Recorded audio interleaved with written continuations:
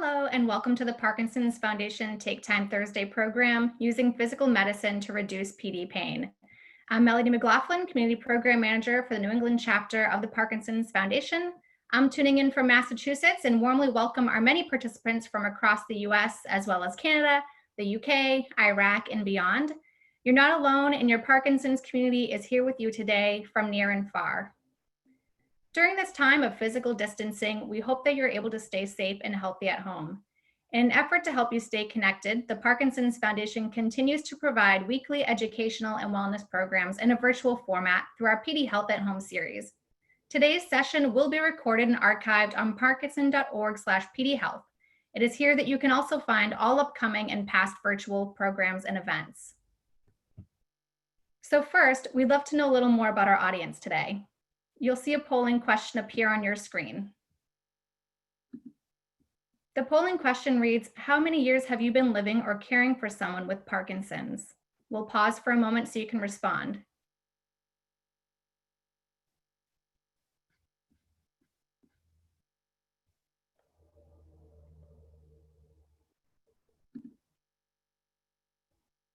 Great, I'm seeing the results here, and it looks like most of you have been living or caring for someone with Parkinson's for 0 to 5 years, followed by 6 to 10 years, followed by 16 or more years. Thank you for sharing that with us. We do have a lot to learn today, so let's get started. The mission of the Parkinson's Foundation is to make lives better for people living with Parkinson's by improving care and advancing research today until there's a tomorrow without the disease. In everything we do, we build on the energy, experience, and passion of the global Parkinson's community. We provide free resources, including our website, parkinson.org, educational book series, webinars, podcasts, our hospital safety kit, Aware and Care, and our toll-free helpline, 1-800-4PD-INFO, which is staffed by Parkinson's specialists. Additionally, we recently introduced our newly diagnosed initiative, which provides a great resource and starting point for anyone who's just beginning their journey with Parkinson's disease. We invest more than $10 million annually to support the most talented minds in research to explore what causes Parkinson's, how to treat it, and ultimately how to cure it. We recently launched a very exciting initiative called PD Generation, which provides free genetic testing and counseling to those with Parkinson's. To learn more, visit parkinson.org/pdgeneration. We bring local communities together through Moving Day, a walk for Parkinson's, a national grassroots event that has raised nearly $27 million to support Parkinson's research and local wellness programs across the country. For more information, please visit movingdaywalk.org.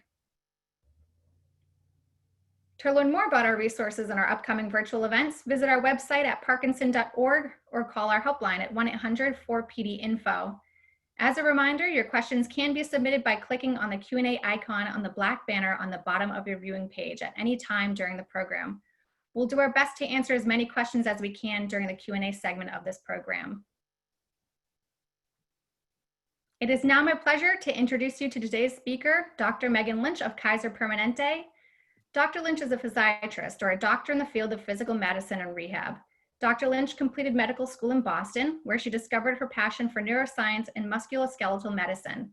Her career journey then led her to a residency at the Rehabilitation Institute of Chicago, affiliated with Northwestern University. Before becoming a doctor, she was a classical ballet dancer, which gave her a great appreciation for the limitations and capabilities of the human body. As a physician at Kaiser Permanente, Dr. Lynch specializes in neurorehab, caring for people with disabilities due to neurological conditions, and the conservative management of neck, shoulder, knee, and low back pain. Without further ado, please join me in welcoming Dr. Meaghan Lynch. Hi, thank you all for having me, and I am really looking forward to providing this talk to you today. Like Melody said, please ask questions throughout the presentation in the Q&A section of the Zoom, and hopefully I'll be able to get to a lot of those at the end of the presentation. I'm going to share my screen now so that hopefully you can see the full PowerPoint view.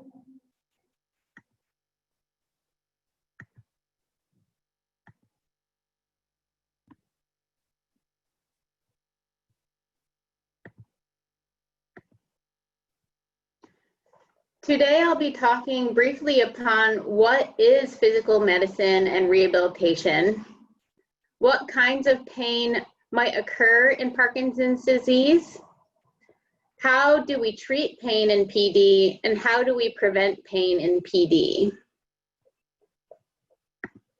First off, who has heard of physical medicine and rehabilitation before?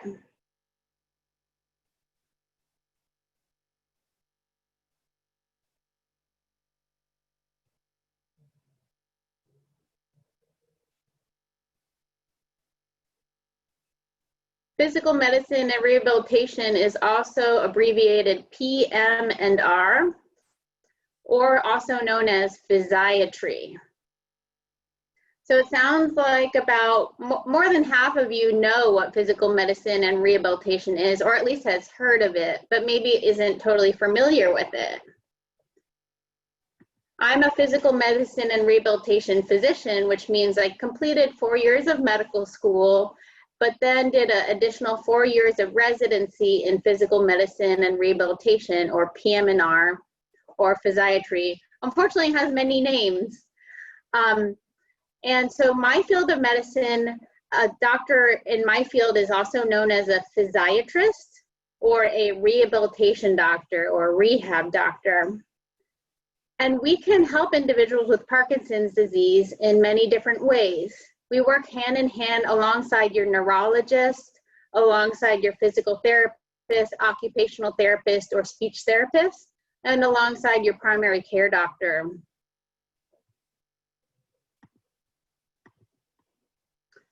Our field of medicine aims to maximize your functional independence with Parkinson's disease or with other neurological or orthopedic conditions. In particular with PD, physical medicine and rehab aims to promote mobility, prevent pain, prevent falls, or treat pain that might occur, and also to help you stay as independent as possible at home through different adaptation techniques, adaptive equipment, medications, and so on. The bulk of today's talk is going to focus on prevention and treatment of different painful Parkinson's disease conditions. Not everybody with Parkinson's disease suffers from pain. However, about 40% of individuals with PD do suffer from some type of painful condition. Oftentimes it's related to the difficulties with mobility, the difficulties with posture or rigidity of the muscles, or different effects of PD on the nerves that contribute to different painful conditions. I'll be reviewing just 4: shoulder pain, back pain, dystonia, and nerve pain, but there are others. And so if we have time at the end of the talk, you might ask a question about a different type of pain that you're experiencing, and I'll hopefully be able to answer as best as I can. Do you suffer from shoulder pain? I would like to know how many in the audience are experiencing shoulder pain. Aching in the shoulder at night, sharp pain if you're trying to reach.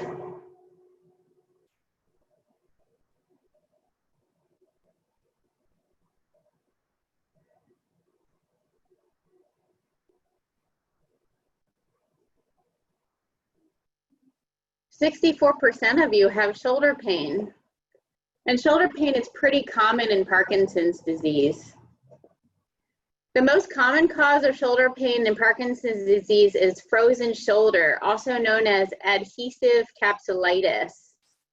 This is because with the smaller, more rigid, more difficult movements of the body in Parkinson's, individuals are less likely to reach out and move their arms, and the shoulders get more and more stiff, more and more frozen, and then the joint capsule of the shoulder itself, what we call the glenohumeral joint, gets inflamed, and that causes pain. You can have pain oftentimes when you're trying to sleep at night, and there's pain with reaching, and it further makes you not want to reach or move that shoulder, which is a bad thing, because when you're trying to get dressed and put your arm in the sleeve, or trying to shower and wash your hair, all these things restrict you. Other than frozen shoulder or adhesive capsulitis, individuals with Parkinson's disease can suffer from shoulder pain because of rotator cuff tears. This could be chronic wear and tear on the tendons of the rotator cuff, or if a person with PD fell on an outstretched arm trying to prevent the fall and injuring the rotator cuff in a traumatic way. In addition to this, individuals with PD can suffer from arthritis in the shoulder. So there are many different causes and many different ways of treating shoulder pain. Seeking the attention of a PM&R doctor or physical medicine physician can help diagnose what's the cause and how to treat it.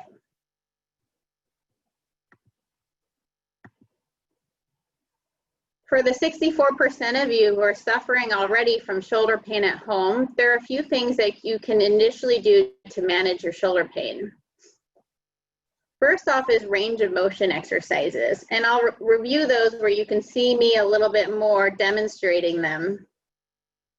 The key thing is to never stop moving. So if you restrict your shoulder movement by wearing a sling, or avoiding using the shoulder at all, that actually can make things worse. So we want to promote the motion of the shoulder. Sleep positions are really key. You want to be comfortable at night, and there are some ways I can show you how to sleep so that you have less pain. Use heat pack for about 20 minutes before you're doing any type of exercise, and then ice pack for about 20 minutes after any type of exercise or when it's particularly painful. And also don't be afraid of using over-the-counter pain medications. Many of these are very safe for people with PD, like Tylenol, Advil, ibuprofen. The various over-the-counter pain medications can be helpful for your shoulder pain, but if you are concerned it's not safe for you, make sure to ask your doctor before taking. I'll briefly share my screen so that you can see me better. Okay, so one thing that you can do to help maintain your mobility of the shoulder is range of motion exercises. Oftentimes it's painful to reach overhead. So we need ways to continue that mobility without restricting yourself. First is take a towel at home. Hold the towel with your hands, both hands. I'm going to imagine that my left shoulder is very painful, but I'm going to use the mobility of my right arm to help the mobility of my left arm. And you're going to grasp the towel either wider if you're having more difficulty, or if it's too easy, grasping it closer together. And you'll bring the towel all the way up and as far back as you can go.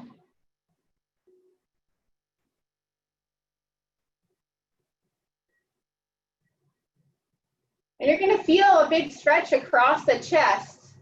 This is an area that gets really tight in Parkinson's disease because of the stooped posture and the rigidity of the muscles. So we counteract that by this type of stretch.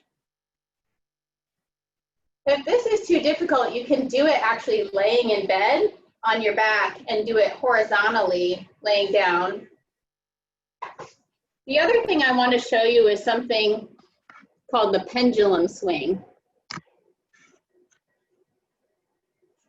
So again, it might be painful to lift your arm up against gravity. So we're going to use gravity to help maintain the mobility of your shoulder. Take a surface like a countertop or a sink top or a desktop or a chair that doesn't move, and hold on to it with your non-painful arm. And you're going to dangle the painful shoulder down. Let gravity pull the shoulder down, and you're going to gently pendulum swing the arm really nice and slowly. And that gives you mobility in the shoulder without fighting gravity, which can be harder to do.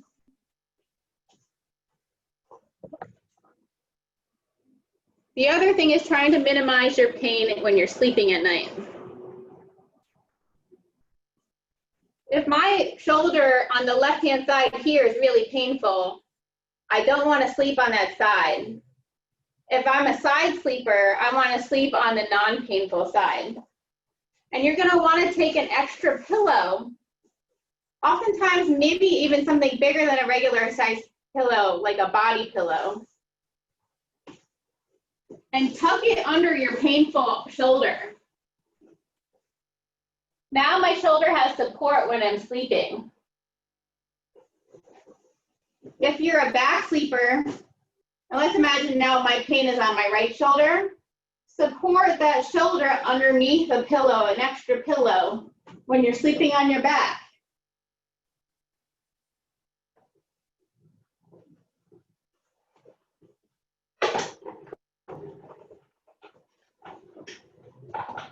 I'll return to my PowerPoint now.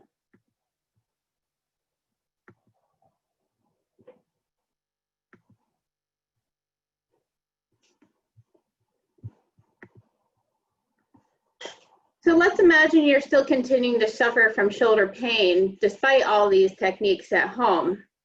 I would recommend seeking a referral to a PM&R doctor, a physical medicine physician. Upon seeing an individual like myself or other colleagues in your area, we'll perform a detailed physical examination to diagnose the cause of your shoulder pain, because the treatment may be different depending on the source of the shoulder pain, whether it's frozen shoulder, rotator cuff tear, arthritis, or others. We might order an x-ray, and then depending on the diagnosis, prescribe particular medications either in pill form or topical for the shoulder. PM&R works hand in hand with physical therapy, so you might expect a physical therapy referral for more targeted exercises that we'll recommend for your shoulder. Lastly, a corticosteroid injection to the joint itself or structures around the joint, depending on the diagnosis, can be really, really helpful for shoulder pain in PD.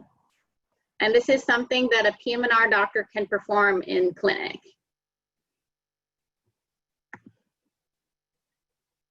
Another common painful condition that people with Parkinson's disease suffer from is back pain. How many of you have back pain? Or how many of the ones that you care for have back pain?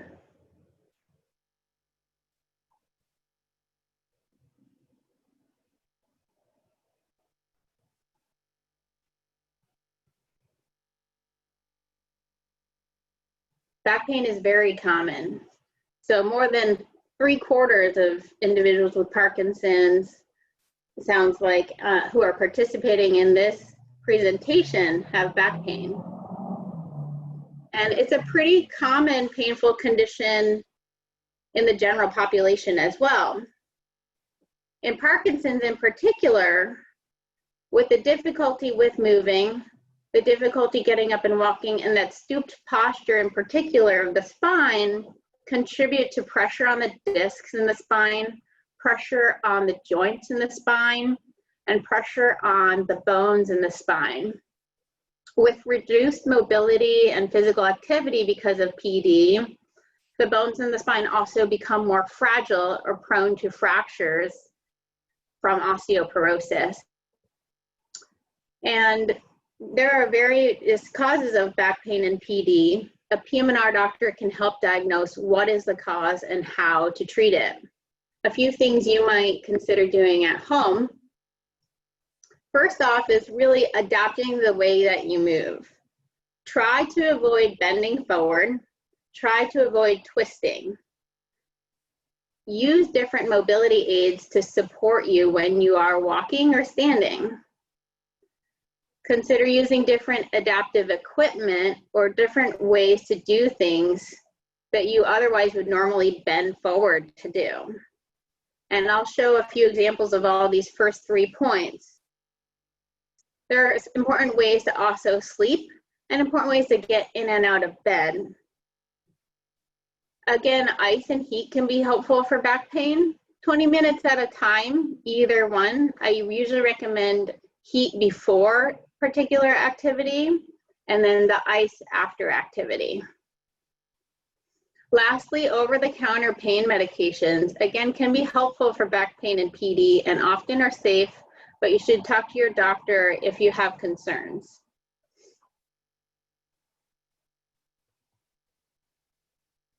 A few things to adapt the way that you move to prevent that bending and twisting are going to be how you sit. In particular, lumbar support, and an example on the left-hand side of your screen you'll see can be helpful for back pain.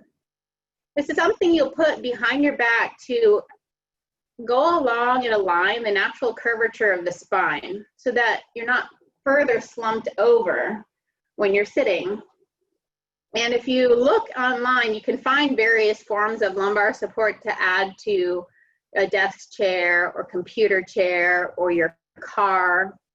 But you don't have to buy something fancy. You can even just use an extra pillow or a rolled up towel for lumbar support. In the bottom part of the screen, you'll see what's called a reacher or a grabber. So use this. Don't bend over to pick up things on the floor.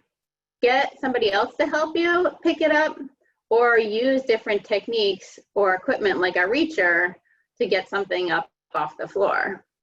And then there are other things, for instance, we might bend over commonly to put our shoes on. Use something like a long-handled shoehorn so that you don't have to bend all the way to your foot to get the shoe on.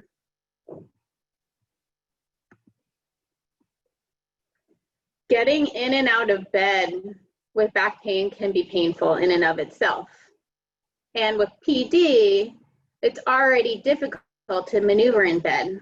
So I do recommend one of these two adaptive equipment to help you if you don't already have it.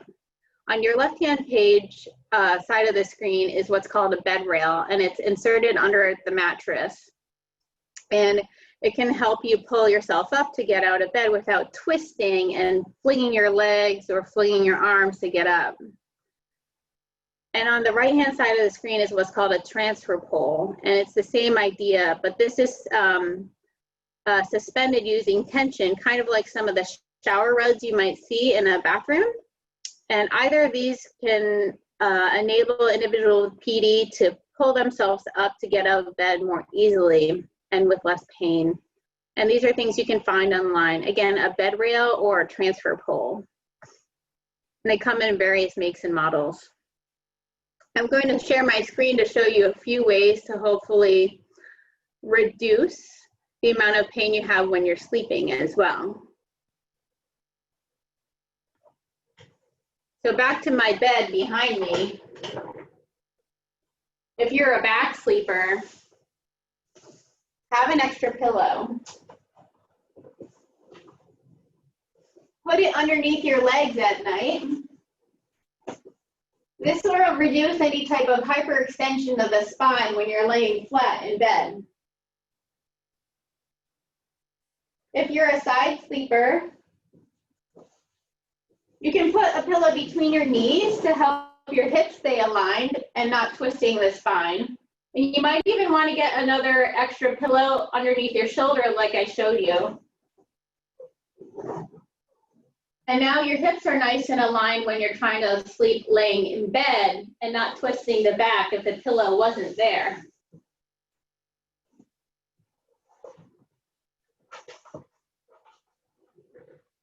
We'll go back to my screen of the PowerPoint.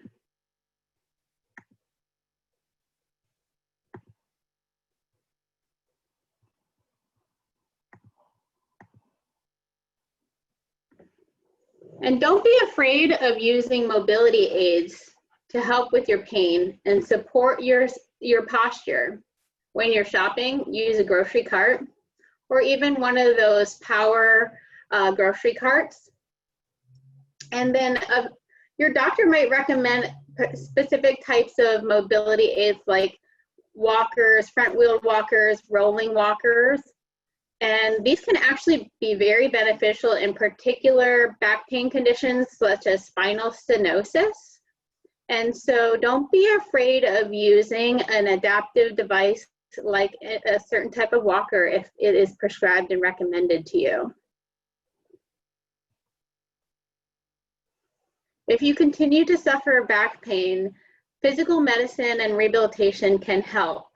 And I do recommend asking for a referral to PM&R. Upon visiting the PM&R doctor, we would do a detailed physical examination of your spine, your posture, to get a more targeted diagnosis as to why you're suffering from the back pain. A PM&R doctor like myself might order an X-ray or an MRI for further information. Depending on your diagnosis, there are certain prescription medications, topical or oral, that can help the pain. The PM&R doctor also might order what's called a TENS unit for you. That's a transcutaneous electrical nerve stimulator. And in certain types of back pain, this can be very beneficial. A back brace might be indicated, but do not go and buy one for yourself, because there are certain conditions of back pain where a back brace is good, and there are certain conditions where a back brace can make things worse. And so it really depends on the specific diagnosis of your back pain as to whether a back brace is indicated, and the PM&R doctor is going to order that for you if it is indicated.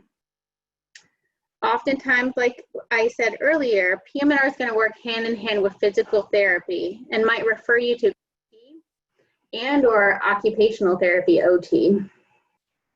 Lastly, some individuals with persistent back pain can benefit from a corticosteroid injection or other types of injection into different structures of the spine. These are injections that many PM&R doctors can do themselves, or they can also have them ordered for you.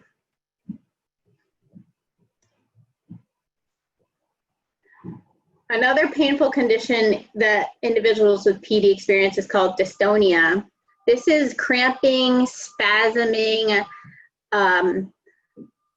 painful twisting of a joint or muscle sporadically. It's intermittent and also uncontrollable. Does anybody experience this? Or does the one they care for experience this? Many people do with PD. It's most common in the foot in PD, where the foot wants to curl inward and downward, and the toe, the big toe, might go upward.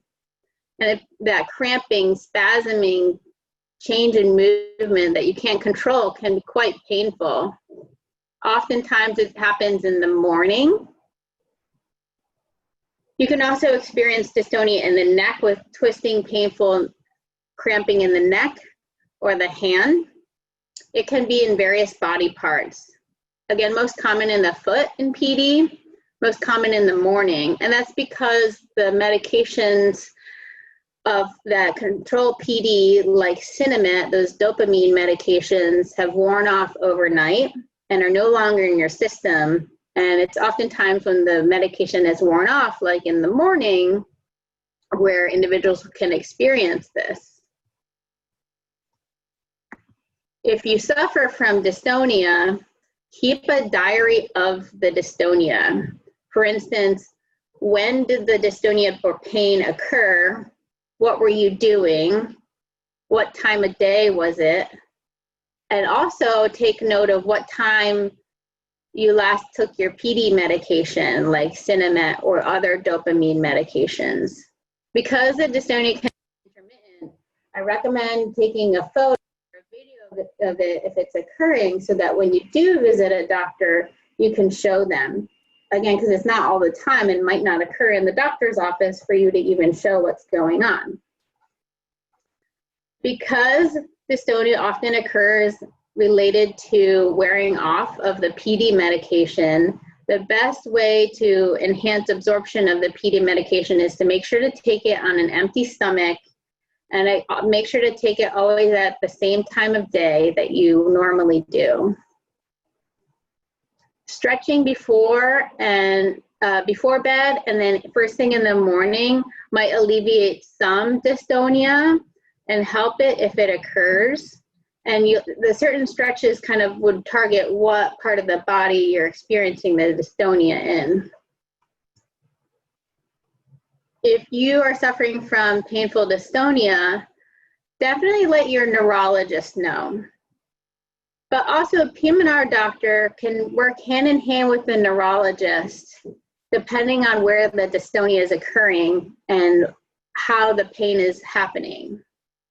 When you see a PM&R doctor or physical medicine physician, they'll do a detailed examination. And again, bring a video or a picture of it if you have that. A PM&R doctor is also going to evaluate other parts of the limb or the joint where dystonia is occurring, because there might be other contributing factors like underlying arthritis or underlying bone spurs or underlying tendon issues that can be contributing to the painful dystonia. Physical medicine doctors will work hand in hand with physical therapy and occupational therapy to prescribe different exercises for you. And more often than not, we're going to work with your neurologist to adjust your PD medication, because again, it's oftentimes a phenomena that happens in the morning or with wearing off of the medication that you're taking for your PD. Lastly, botulinum toxin injections, such as brand name Botox or Dysport, into the muscles that are causing that painful cramping, spasming dystonia can be really helpful. And some individuals need a lot of injection to really control the dystonia pain. And there are reasons to do and not do injections, and a PM&R doctor can review those with you and also can perform them in addition to a neurologist. Lastly, nerve pain is quite common in Parkinson's disease. It can be due to various things. Neuropathy, which is nerve discomfort in the feet and the distal legs or the fingertips, but it can also be due to compressed nerves in the spine or in particular areas of the limbs. So nerve pain usually manifests in numbness, tingling, pins and needles, burning sensations. And it sounds like a lot of people suffer from nerve pain in PD who are attending this talk. Seeking the evaluation of a PM&R doctor may help diagnose why the nerve pain is occurring, because it can be due to various things. It usually isn't due to one reason in PD.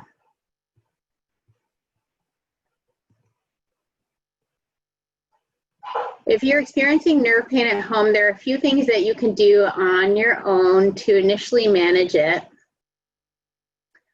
Depending on the area of pain, if it's going through a particular joint, try to stretch that area or massage the area of nerve pain.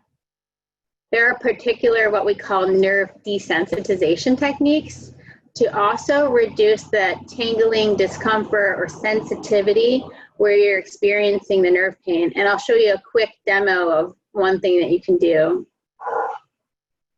Other things that you can do at home are what's called contrast bath. So it's taking a warm bucket or a warm bath of water. And for instance, if I have nerve pain in my feet, I'll stick my feet in that warm bath of water for a few minutes, and then I'll alternate and I'll put it into a cool bath of water. And that temperature difference kind of wakes up the nerves, and you go back to the warm bath and you after a few minutes, and then the cold bath for a few minutes, trying to get those nerves to just feel the different temperatures and get the blood flow circulating around those nerves that are being affected. The other important thing is that diet can affect nerve discomfort. And if you have a deficiency in iron or B vitamins or other particular nutrients, this can make nerve pain feel worse. I don't recommend taking specific supplements other than a daily multivitamin. A doctor, like a PM&R doctor or neurologist who is evaluating you for nerve pain, might do additional testing, and if you are deficient, may recommend additional supplements. But on your own, I would only suggest taking a multivitamin and nothing extra. So I'll quickly show you one nerve desensitization technique. I'm going to imagine that I have nerve pain in my hand. I have burning and tingling in my hand.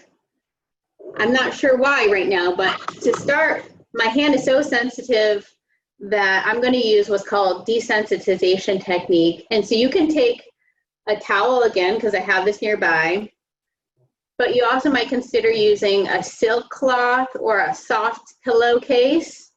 And you take whatever this texture is and you rub the skin. And so make sure that your clothes are off of the area where you have nerve pain, and rubbing, kind of massaging, and letting that skin feel the texture of what you're using to really get those nerves stimulated. And doing this for several minutes. And as you do it for several minutes, use various textures. And this is really good to allow the nerves in the area where you have pain to feel the sensation again, and to get them desensitized so they're less painful.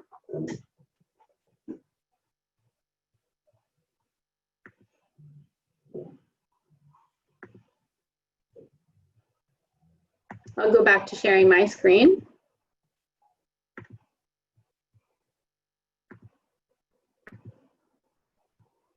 If you suffer from nerve pain, you might consider a referral to physical medicine and rehabilitation.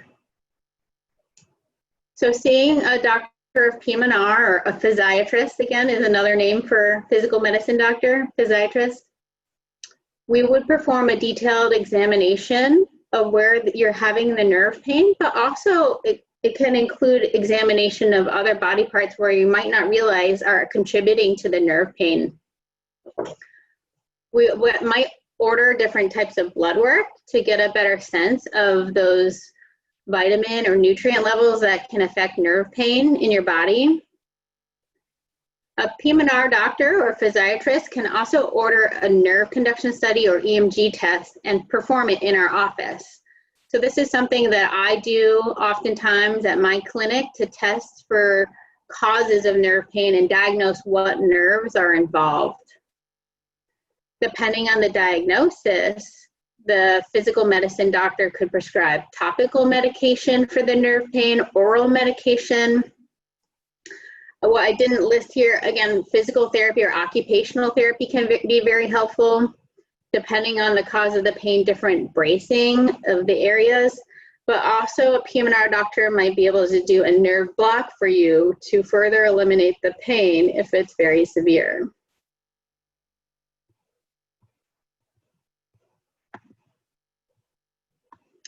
And I have not touched on every type of pain that people with PD can experience, and it sounds like people have pain despite their PD, and the best thing is to try to prevent it. And my greatest word of advice is to never stop moving.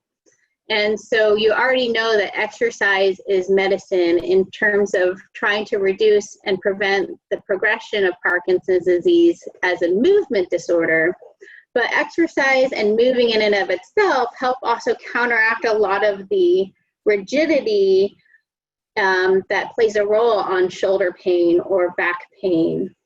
And what I want to make sure that you do is find an exercise that you love to do. For me, as Melody mentioned, I used to dance ballet, and I worked with the San Francisco Ballet School to help develop a dance class for people with Parkinson's disease, alongside with our Kaiser Permanente neurologist, Dr. Rima Ash, and the dance ballet instructor, Cecilia Beam, at the San Francisco Ballet. And what's amazing about these classes are they're dedicated to individuals with PD, and they really focus on maintaining the mobility of the shoulders, maintaining the mobility of the spine. And all of these things can reduce pain or prevent pain from happening. And if you have a chance, take a look. We have a lot of the dance classes online on video accessible. But if you don't like dance, find the activity that you love to do, whether it's yoga, boxing, Tai Chi. You'll be surprised that there are a lot of classes dedicated to PD and that type of activity.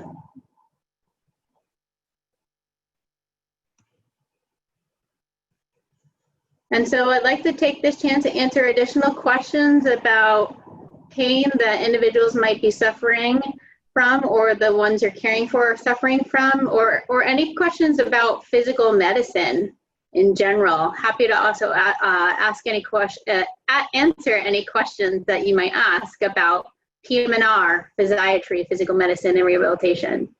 Great, thank you for sharing your and for this wonderful time. Receive a few during your presentation, so we'll take to address those.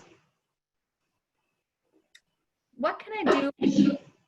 I get a lot of pain, especially in my sleep. Melody, it was a little bit hard to hear you. You're cutting in and out. Would you mind repeating the question? Sure. What can I do for shin pain? I get a lot of pain in my shins, especially in my sleep. Okay, so that sounds like it could be a dystonia pain. And sometimes you might not experience like the actual twisting or curling of movement in and of itself either. Shin pain can be due to dystonia because the muscles in the front of the shin are tightening and cramping. And it makes sense because oftentimes that's happening at night. The other thing is sometimes neuropathy or nerve pain can manifest in shin pain. Before you go to bed, do stretches for the ankles and try to massage the shin muscles before bedtime. You may consider changing the timing of when you take your Sinemet or other PD medication before bed, because it can actually affect the experience of that shin pain. And so talking to your neurologist about the timing of your medication might help. And then also it can be related to different nutrient deficiencies, like an iron deficiency or a vitamin deficiency. So again, talking to your doctor, they might order some blood tests depending on if that might be contributing to the shin pain at night. Great, thank you, Dr. Lynch. Another question we have here is, some of my wife's pain seems to come from posture changes, so she wears a back brace. When would a back brace not be good to use? So a back brace is really good to use if there is a fracture. And to diagnose a fracture, you usually need to have an x-ray done. So I don't recommend using a back brace if there isn't a fracture. The thing is, because a back brace oftentimes makes the individual reliant on the brace and not on their own muscles or on their own bones.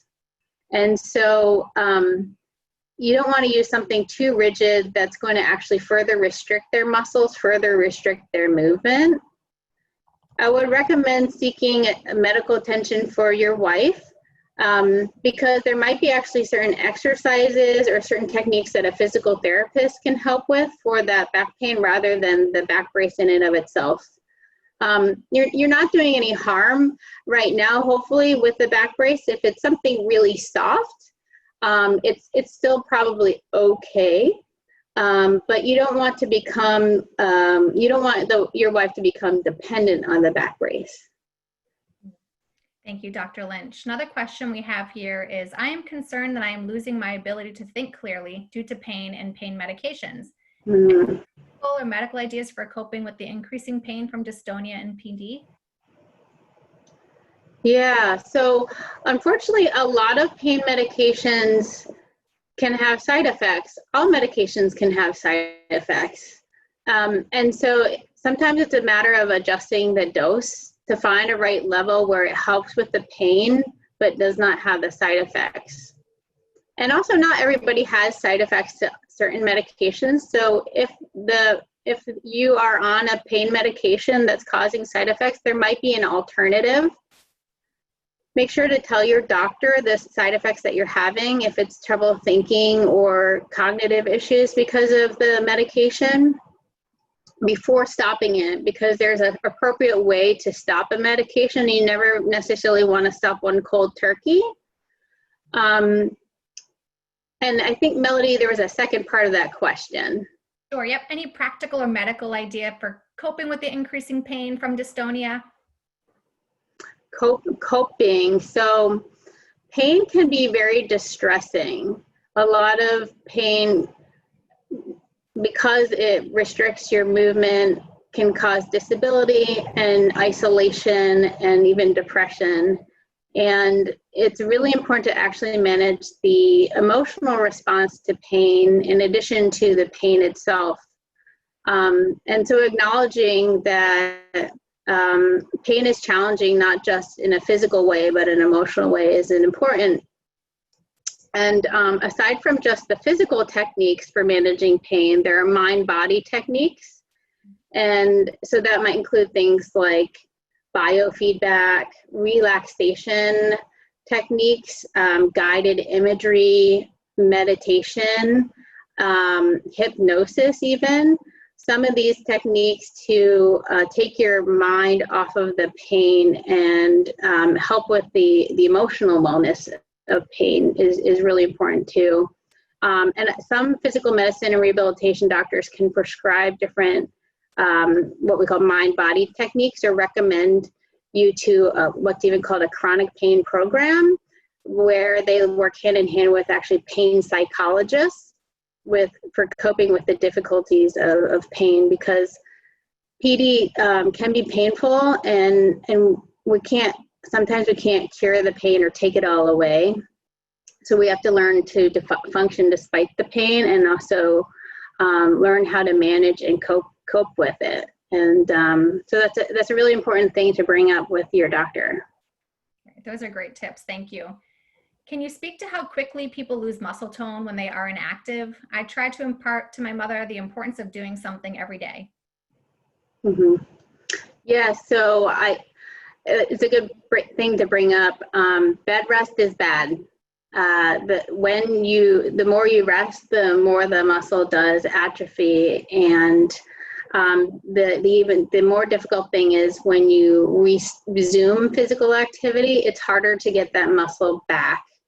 And so staying active every day is so important. And staying active despite the pain is really important. And for a lot of people with pain, it's hard to do physical activity for the recommended usual amount of time. And I don't want you to feel defeated if it's hard to get through a full exercise class or a full session of physical therapy exercises. Even just a little bit can be helpful. And 5 to 10 minutes of exercise is better than no exercise at all. And so the little bits that you can do are still going to help promote mobility and muscle mass. But yes, the muscle does atrophy very quickly with complete rest, but with even just gentle stretching and a few minutes every day is better than nothing at all. Great, thank you. This is obviously an important and popular topic, Dr. Lynch. We have a lot of questions here. We talked about sleep positions for shoulder pain. What is the best sleep position for neck or upper back pain? Oh yeah, so that's pretty challenging. And it really depends on also how you like to sleep. Probably the best thing for the neck is going to be sleeping on your back. There are all these different pillows out there designed for neck pain. I don't have any particular brand or recommendation of that, but something that's maybe more memory foam or conforming to the neck is going to be helpful than like a foam pillow. The other thing is, if you can, just limiting to one pillow and not more than that, because if you stack many, many pillows up on top of each other, then your neck is all of a sudden like lifted up. If you're a side sleeper, this is a little bit challenging for neck pain. There are a few pillows out there that are designed for side sleepers. I'm a stomach sleeper actually, and so that it's even more challenging with the sleep position at night. Things to do before bedtime though is if you're willing to have help massage the neck before having a helper. If you're the one with neck pain, having your helper massage your neck before nighttime, or taking Tylenol before nighttime or ibuprofen before you sleep. or a gentle heat pack before you sleep. Those things will be helpful to reduce the pain at night. Great, thank you. And speaking of ibuprofen, we had a question about that. My doctor says not to use ibuprofen more than once a week, but it's the most effective medication I use. How often can I take it safely? Yeah, so it really does depend. If you have kidney issues, a medication like ibuprofen can be harmful if taken on a daily or routine basis. And so depending on, your doctor knows you best, might advise you to take it in a reduced or restricted manner. On average, if you have healthy, normal functioning kidneys, ibuprofen, I think is okay to take twice a week. And the other thing is that it really depends. For some certain painful conditions where it's a flare-up of pain, ibuprofen or other anti-inflammatory medications like ibuprofen can be helpful to take for a daily basis for very short term. So anytime I prescribe an anti-inflammatory medication like ibuprofen or a prescription grade, higher, stronger anti-inflammatory medication, I really limit it to about, if we're gonna do it daily for a flare, we do it daily for 2 weeks straight, and then we stop and we do it then as a as needed intermittent basis, like 1 to 2 times a week. So it really kind of depends on the kidney function. For individuals, if you're having kidney issues, ibuprofen can be a concern in terms of dosing. So it is good to ask your doctor, and your doctor might be right in terms of only 1 time a week for you. Great, thank you. Another question we have here is, do you recommend plastic or foam rollers for PD pain? Do you have any suggestions on how to use them? So foam roller is good. I think plastic might be a little hard. People can use foam rollers in various ways. It's a little bit hard to use sometimes though, because you need to often use it on a firm surface, like laying on a ground. And if it's hard to get on and off the ground and you're twisting and bending just to get on and off the ground, that might make your pain worse rather than better. But a foam roller, if you're going to use it, might make sense to talk to a physical therapist who can show you exactly how to use it. It's a good way of massaging muscles in the legs or massaging muscles in the back while laying down and rolling on top of it. There are other ways to massage the muscles in the neck, the back or the legs without a foam roller though. And depending on where you're having the pain, there could be other ways other than a foam roller if that's too difficult to use, using different types of what we call, the idea is myofascial release. And so a foam roller is one way of doing myofascial release or releasing tight muscle or tendons. But there are other techniques aside from a foam roller that might be easier. So it really just depends on your mobility and ability, whether or not it can be helpful for you. Great. Our next question is, I don't experience pain as much as I do discomfort. Do you have any ideas or strategies to reduce the uncomfortable tingling and numbness of hands and feet or fingers, or periodic jolts of pain in arms and legs? Mm-hmm. Yeah, so the first thing is exercise as medicine. And the other one thing I didn't mention is that aerobic exercise, where you get the heart rate up, builds what we call endorphins in the brain. Endorphins are natural painkillers in our brain and in our nerves. And if we can boost up the natural level of endorphins, we can actually lower some of our discomfort. And getting in a good amount of where your heart rate's going up and you're sweating is good for boosting endorphins. That can be hard with PD though, because it's hard to move fast, right? Having a stationary bike is probably the easiest way of doing it in terms of exercise to get that heart rate up and get the endorphins going. So that's just kind of one general tip. The discomfort in the feet and the hands and the intermittent jolts or the intermittent tingling does sound like nerve pain. And that might be something that just to make sure you're taking daily multivitamin every day, as if in case the nutrient balance is an issue. But also considering like talking to your doctor about any blood tests to make sure your nutrients are okay. Things you can do at nighttime if you're experiencing that type of what it sounds like nerve discomfort is making sure you have socks on your feet, or you can even wear like soft gloves on the hands to alleviate that discomfort. Great. We've got a few more questions here. An audience member's mother has had PD for 40 years, and she finds the constant involuntary movement of her jaw very painful. Are there any suggestions about addressing jaw pain in PD? Yes. So there can be various causes for jaw pain. There is, believe it or not, a joint right there that has its own joint capsule and joint fluid, and the jaw itself can be affected because of the way the jaw is moving.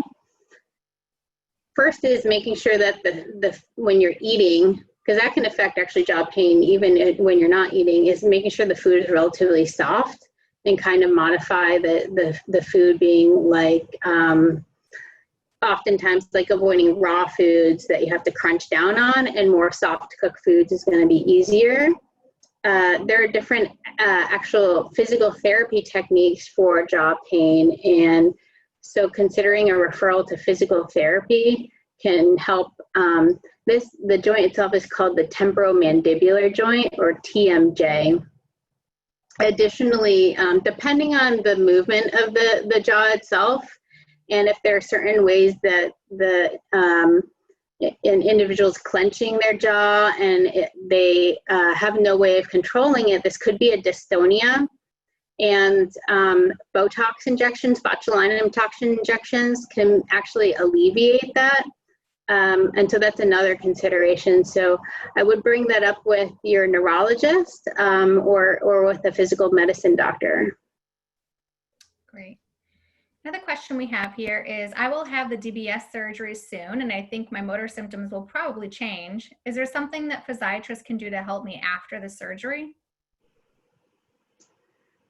Hard to know, yeah. So there isn't a whole lot of information about how pain changes after deep brain stimulation. Some people still need to take certain PD medications and still have effects on their movement or mobility after the deep brain stimulation. And so there's nothing preemptively that I can say will change that would indicate you needing to see a physical medicine doctor or not after DBS. It really is kind of, everybody's experience is a little bit different. I think that it's DBS, deep brain stimulation, can be very, very helpful for certain people with Parkinson's disease that qualify for it. But fortunately, I don't have a good answer for that question. Thank you. We might have time for one more, maybe two more. Is there any way to know if my pain is nerve pain, muscular pain, or bone pain? Are there differentiating features? Does this matter when considering treatment options? Yes, it's very important actually in terms of when considering treatment options to get a sense of if it's nerve pain, bone pain, muscle pain. And the best thing to do is when you're talking to your doctor, don't refer to your pain as nerve pain, bone pain, or muscle pain, but to describe what it is that you're feeling. I feel aching, or I feel sharp, or I feel stretching or pulling or burning, tingling. Using different characteristics to describe what you're feeling can be really helpful for the doctor. And you can use analogies too, like this feels like a knife, or this feels like a saw, or this feels like hot pokers. All this different kind of language can actually cue your doctor into the source of the pain, and you tell them where you're feeling it, how you're feeling it, when you're feeling it, like what types of things bring it on, what types of things maybe bring it away. If it comes and goes, what makes it worse, what makes it feel better. The different body positions that might contribute to the pain. All these things can cue a doctor in as to what the source is, because the treatment, it really is different depending on if it's bone, muscle, or tendon. And sometimes it's really hard to tell. So the best thing is to just kind of describe it, and then we can get more details about why it's happening. Great, and we'll do one last question. These were really some great questions here. Any suggestions on helping my loved one with PD who is bedbound safely stretch their legs and arms? Oh, yeah. So oftentimes it's the mobility is still really important, even if you can't get out of bed or if you can't get out of a wheelchair. There are what we call passive range of motion techniques that can be done. Because when somebody is bedbound, the risk is developing what's called contractures, where the joints get so rigid and stiff that you can't move them at all when you're caring for the individual who's bedbound. Having a referral from a P&R doctor to see a physical therapist, or even have a home visiting physical therapist through what we call home health, and they can demonstrate the range of motion exercises for the individual that's bedbound, can be helpful. There are different types of bracing that can be helpful depending on if there's an area of contracture in the foot or the knee or the elbow or the hand, and different ways of stretching through those braces that can be applied for different times of day. That sounds like that individual would benefit from seeing a P&R doctor. And if it's hard to get to a doctor's appointment because the individual is bedbound, even doing a video visit, because a lot of doctors do video visits now, can be really helpful so that we can visualize the individual and advise you on how to help with the stretching program in bed.